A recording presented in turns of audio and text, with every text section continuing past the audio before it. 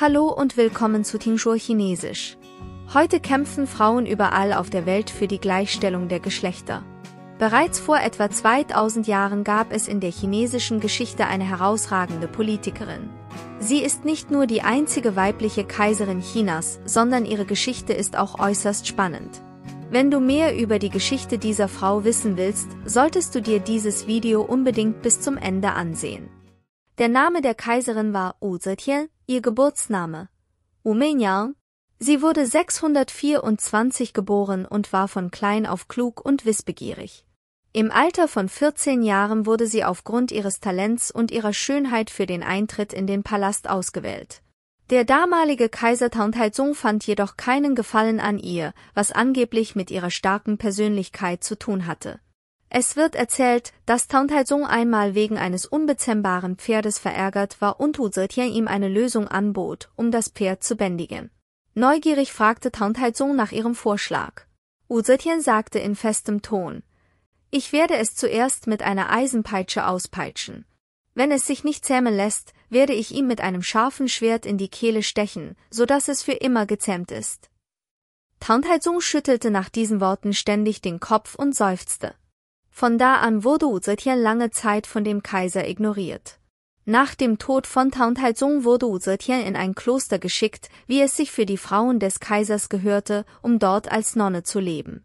Aber der neue Kaiser, Tang Gaozong, der sie schon immer gemocht hatte, holte Wu Zetian nach seiner Thronbesteigung zurück in den Palast und ernannte sie zur Zhao-Yi. Nach ihrer Rückkehr in den Palast strebte Wu Zetian unermüdlich nach Macht. Sie schreckte nicht davor zurück, ihre neugeborene Tochter zu töten und die Königin Wang dieses Verbrechens zu beschuldigen. Tang Gaozong war darüber so wütend, dass er Königin Wang absetzte und Wu Zetian zur neuen Königin ernannte. Als Wu Zetian Königin geworden war, eliminierte sie einen nach dem anderen, der ihr nicht gehorchten, um ihre Macht zu festigen. Als Tang Gaozong schwer erkrankte, übernahm Wu Zetian schrittweise die Regierungsgeschäfte. Nach dem Tod von Tang Gaozong erklärte sich Wu Zetian im Jahr 690 offiziell zur Kaiserin und gründete ihre eigene Dynastie, die Zhou-Dynastie, und wurde somit die erste und einzige Kaiserin in der chinesischen Geschichte. Obwohl ihre Methoden im Machtkampf grausam waren, erzielte Wu Zetian in der Regierungsführung beachtliche Erfolge. Sie legte großen Wert auf Talente und setzte Menschen unabhängig von ihrer Herkunft ein, solange sie mit ihren Fähigkeiten überzeugen konnten. Sie führte zahlreiche Reformen durch, wie die Entlastung der Bauern, die Förderung der Landwirtschaft und des Handwerks und die Stärkung der Zentralregierung, was das Land reicher und stärker machte.